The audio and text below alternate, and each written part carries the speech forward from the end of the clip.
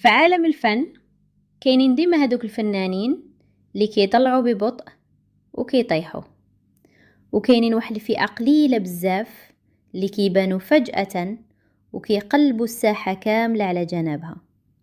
واليوم قصتنا مع واحد من هاد الظواهر اللي خرجوا من الظل ودخلوا مباشرة لصدارة المشهد المغربي، لازارو. البداية بصوت خافت ما كيسمعوا حتى واحد، قبل الشهرة، قبل التوندونس، قبل الملايين ديال المشاهدات. كان لازارو غير شاب كيغامر بصوته، كيحط الأغاني وحدة ورا وحدة، ولكن النجاح ما كانش كيدق الباب. أغاني دازت بلا صدى، بلا جمهور، بلا هضرة. ولكن لازارو ماشي من داك النوع اللي كيرفع الراية. كان كيرجع للاستوديو